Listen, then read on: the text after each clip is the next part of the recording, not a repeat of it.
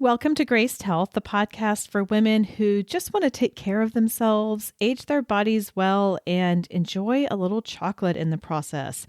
Today, I'm pulling back the curtain and sharing the mind and the psyche of me and other trainers and coaches so you can approach training and group fitness classes with more confidence and more grace.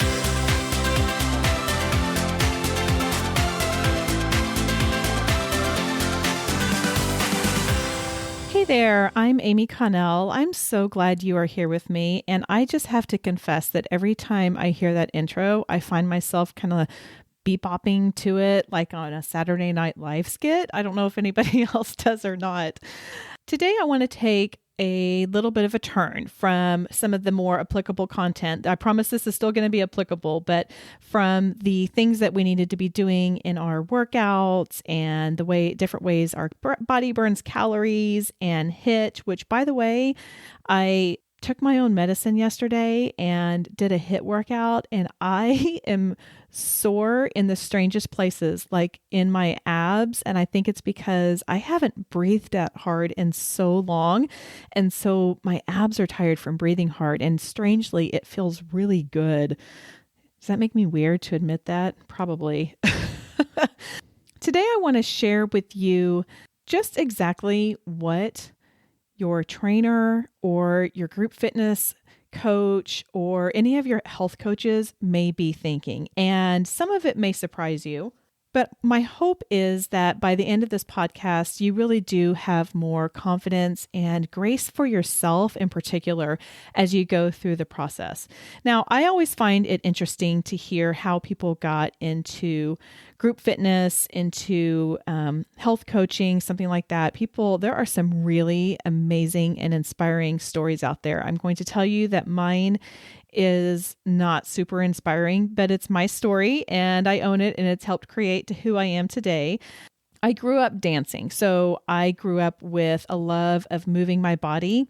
I would like to think I still could dance. The last time I danced was when I was pregnant with my oldest. So that was 16 years ago. And I did an adult tap class. That was so much fun.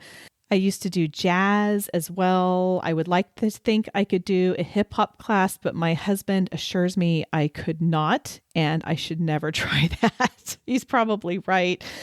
Now, some of this you have heard in my story episode, but I thought that I would just give you kind of the whole picture of it.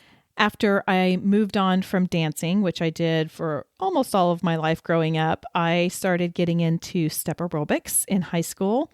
I specifically remember this blue thong leotard with my black biker shorts. And I don't even have the words to say. I'm so glad that is not around anymore. But anyway, that was my first introduction into group fitness classes. Once I got into college, I pretty consistently went to, we still called it aerobics back then. Now we call it group fitness, but I went to aerobics classes about 2 or 3 times a week. After graduating college, I got married a mere 2 months later. Yes, I was a very young bride at 22. And I did a little bit of running here and there. I wasn't part of a gym. And then for various reasons, I quit working out for about a year and a half, which was, I really feel like the only time in my adult life I really haven't ever moved. Fast forward that year and a half, and I thought, okay, I got to get my body back. I have not been taking care of myself. And so I joined the downtown YMCA near my work. And I remember the first time I went back, or the first week, I was like, okay, I'm in this. I'm going to do it. And so I went to a circuit class.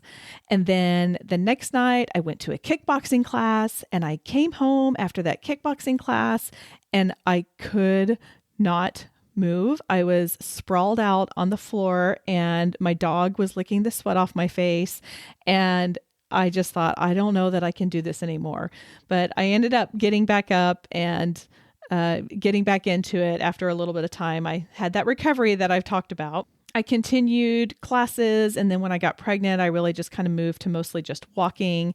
After my first baby, I started attending this Mommy and Me class. So I would go and we would work out with our babies. And I have to say that that is probably what kept me sane as for being a new mom who had no idea what she was doing.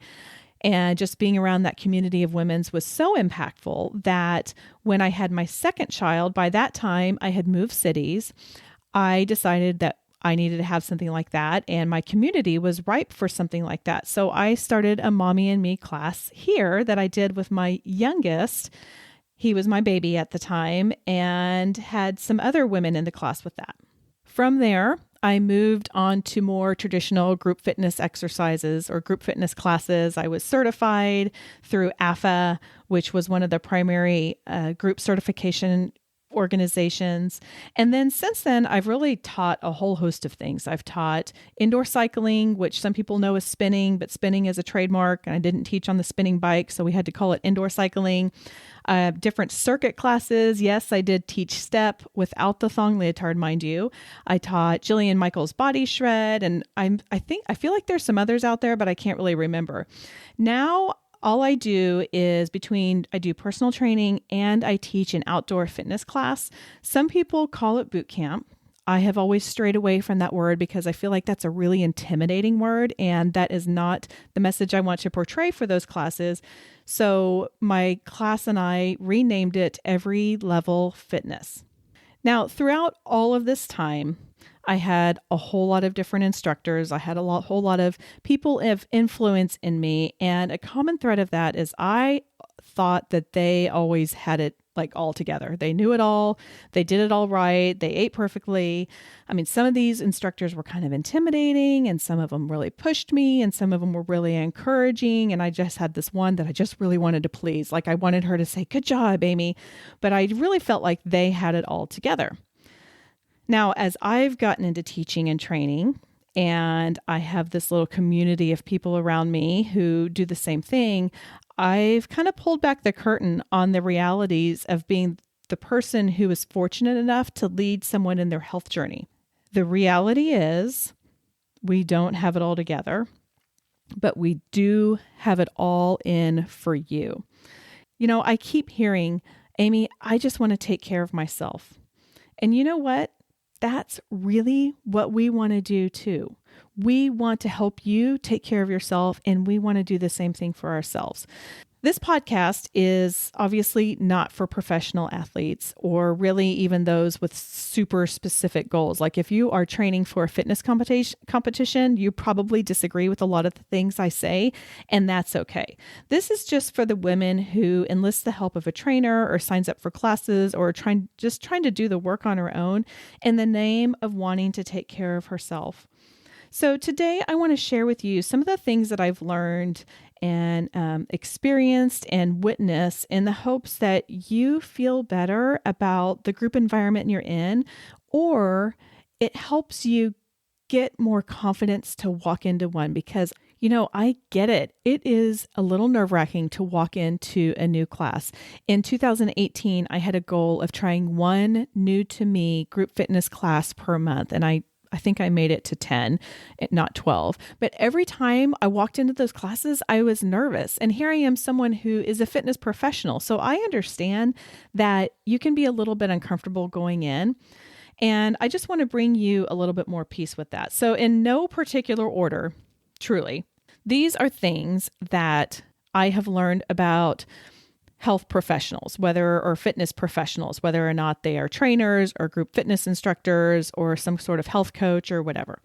So one of them, number one, we don't expect perfection. We know that you're going to mess up in your eating. We know that you're going to mess up in your not being able to make it to a workout or something like that. And that's okay. Just showing up is key.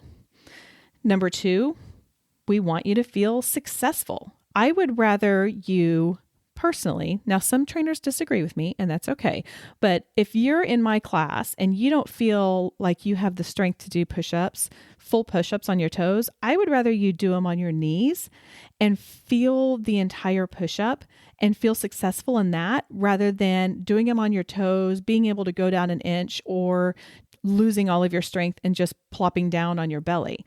I want you to walk out of the class going, I always say, equal parts energized, fatigued, and successful. Number three, we all start somewhere. It's okay if you can't do something. That's fine. It's a journey. And if you could do everything full on, then you probably wouldn't need us. You'd probably be doing things on your own.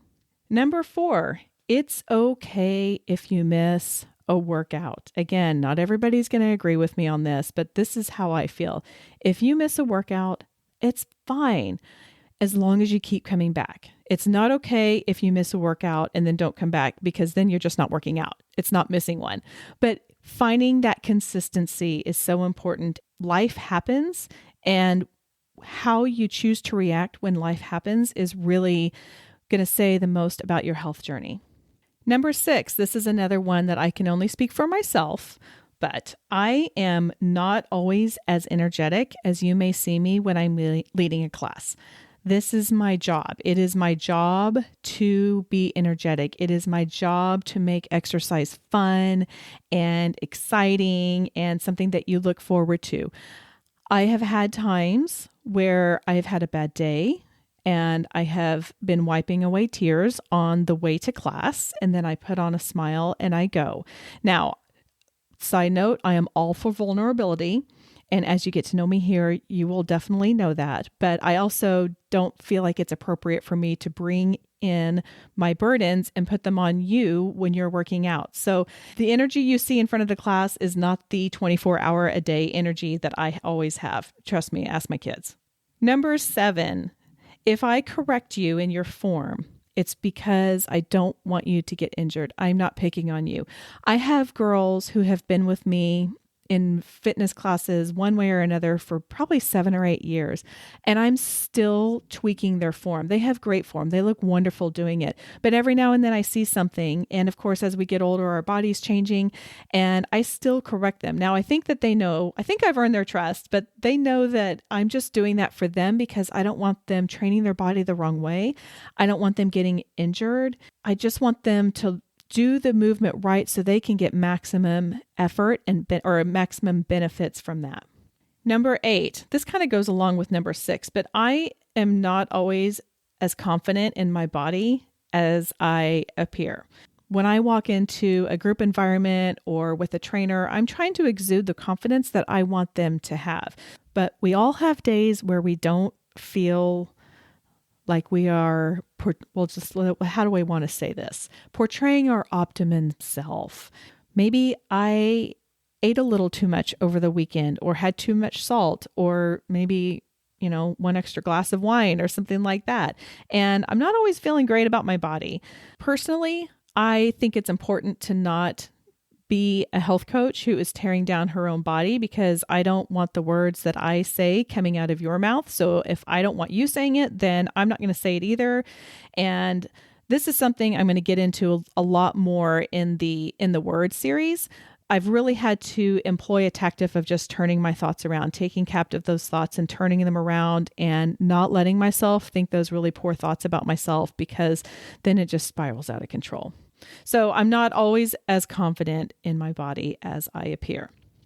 Number 9, I may not work out as much as you think I do. I've had comments before about this or that, and they're like, yeah, but you work out all the time. I really don't. For the most part, most of my workouts are about 30 minutes. In fact, I'm to the point now that I kind of get irritated if I go over 30 minutes. Number 1, I don't want to take that kind of time. I mean, ain't nobody got time for that. That's for sure. I've got other things I want to be doing. I don't want to be spending 2 hours in the gym. I'll spend an hour with you for sure, because I love that. But on me, 30 minutes I feel for me is plenty. I don't work out as much as you think I do. I do move a lot, but that is very different than that intentional exercise, strength train, heart raising, whatever it is. And then number 10, and I can't believe this worked out. I didn't number these when I made my notes, and now I'm like, oh, this is fantastic. It's an even 10. But number 10 is, your time with me is a judgment-free zone. I don't care what your body looks like. I don't care if your shirt is flopping up when you're doing jumping jacks and you feel like your belly's exposed, and whether or not you like it or don't. I don't care if you like your big toe or you don't. I'm proud of what you're doing, and I'm not going to judge you for anything. I may correct you in your form, but that is very, very different than judging. There's a saying somewhere out there that the person walking on the side of the streets is still moving a lot faster than the person who's sitting in front of TV. If you are with me, if you're working, I'm proud of you. I'm honored that you chose to give me that time, and I'm here to support you 100%. Now, like I said, these are things that I just came up with, and I had a feeling that there were probably other people out there who felt the same way I did. So I did a little bit of crowdsourcing on Instagram. I follow and am followed by various trainers and other fitness professionals. And so I just said, hey, what do you wish your students know, or the people you coached know? And so I got a few responses, and I'm going to say who they're from, because if you're looking for other encouraging fitness professionals or health coaches to follow, these are some great ones. Obviously, it's just a handful, and there's a lot more out there. At Moving Forward Wellness says, it's the small, sustainable changes that will reap the greatest results. There's power in consistency. And I think that really ties back into number 4, where it's okay if you miss, as long as you keep coming back. That's that power of consistency. Fit in Freedom says, I wish they knew how much I deeply cared and how much I would be willing to do to get them to make lasting changes. The hardest thing for me is when people are so on fire, then life gets in the way and they can't seem to see how they can be healthy and fit in the midst of a busy life. Amen to that. I see that a lot. We see it a lot in September when kids go back to school, and then we see it a lot again in January. Life does happen. It's figuring out that balance and figuring out how to make it work. And then Eat, Run, Lift, Repeat says, how much time and care I invest in my clients, and I wish they knew how strong and capable they really are in moments of self-doubt. Not every trainer or instructor or coach agrees on everything and approaches fitness the same way. This is okay. It allows you to find one that fits you the best. If you're working with one and you don't care for what he or she is having you do, or you're just not meshing with them, that's okay. You can move on. I'll be honest, I've had a couple people who didn't care for my style of teaching classes. I've had one walk out on me. I'm not going to lie, it hurt a little bit, but I got over it, and I walked in confidence knowing that I still did have other people coming back. I know this sounds cheesy. I know it does, but we really do just want what's best for you. And we want you to feel successful and healthy and able to take care of yourself and age your body as well at this point. Like I said at the beginning, I hope this does give you that confidence to step into a new class or a new health zone, whatever that may be. And it also gives you a little bit of grace in how you approach it. It's not going to be perfect. We know that. And that's okay. We just want to keep seeing your beautiful face show up and your strong body keep working to get even stronger. Okay, before we go, let's do a super quick recap of things that your trainer or group fitness professional wants you to know. Again, in no particular order. Number 1, we don't expect perfection. Number 2, we want you to feel successful.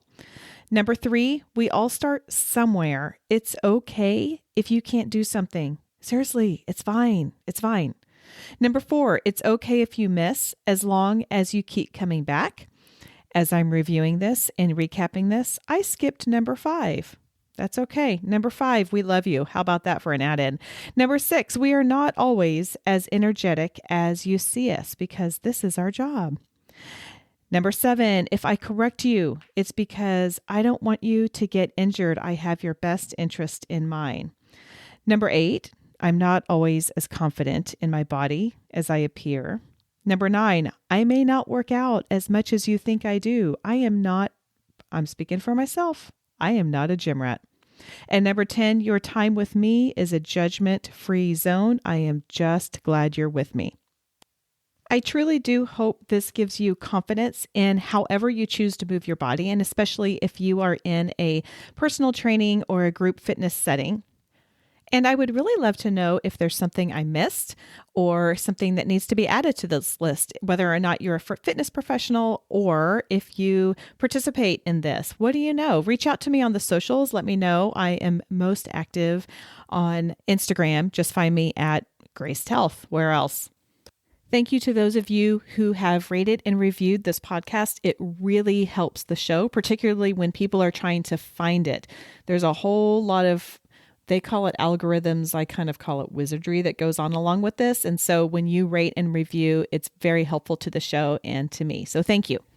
Would you like to receive podcast notes and resources? If so, go to gracedhealth.com/podcast and enter your email. As we go through different seasons of focusing on our health in the kitchen, in the gym, and in the Word, I'll have resources that support the message.